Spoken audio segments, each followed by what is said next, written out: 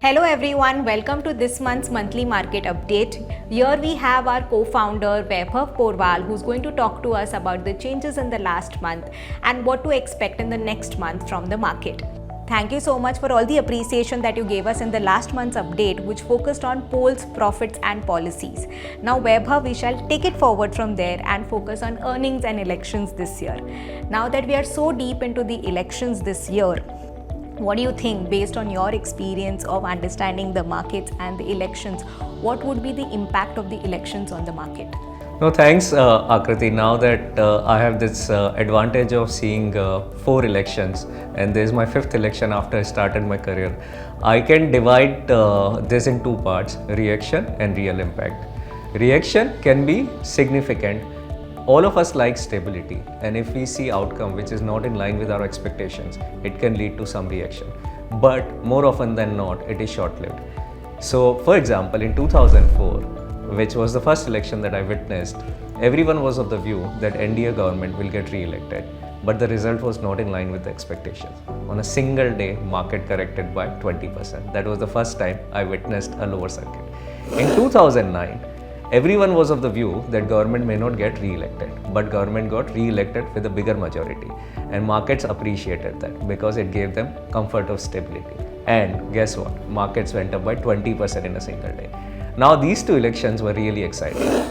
2014 and 2019 results were in line with the market expectations or voters' expectations. Voters were expecting BJP to get elected and re-elected, and results were in line with that. So there was no reaction in the market. In terms of real impact, the real impact on the market only comes from one thing, which is profits. Real impact from political stability translates into profit, but at the end of the day, one thing which matters the most is profits.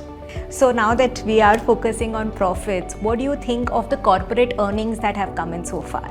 So corporate earnings, Akriti, you know our portfolio positioning. We have cut down risk in the portfolio. Correct. And moved more towards large cap part of the market. We are seeing some sort of slowdown in the earnings.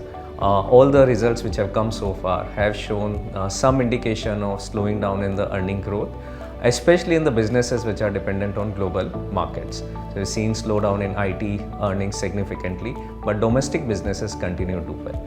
In domestic businesses also, we can subdivide that into 2 parts. First, investment-led businesses, which are your capital goods and infra, they continue to do well. But on the consumption side, we are seeing some slowdown, which is explainable because inflation has been high for a long period of time, which is resulting into some slowdown in the consumption. So that's how we are seeing the earnings season, and we expect that profit growth will be lower than what it was in the previous 2 years.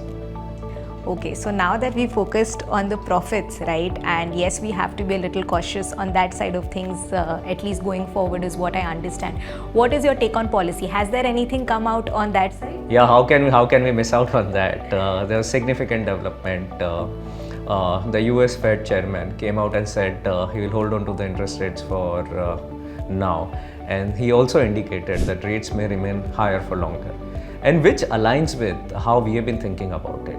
We were of the view that inflation may not come down in a hurry, and which will mean that central banks world over will have to keep rates elevated for a long period of time, and which is what is playing out. So higher for longer seems to be the theme which is playing out, and interestingly enough, our portfolios are positioned to benefit from that.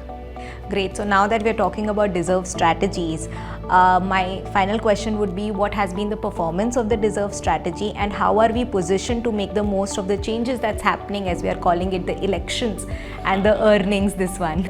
So absolutely, as I said, in terms of changes, we get guided by the real impact variable, which is profits when it comes to equity. On equity, we had reduced allocation to mid and small cap segment of the market because we expected some vulnerability on those segments of the market. So on the large cap front, we are comfortable with the valuations, and we believe that they will continue to generate 12 to 14% returns for our investors.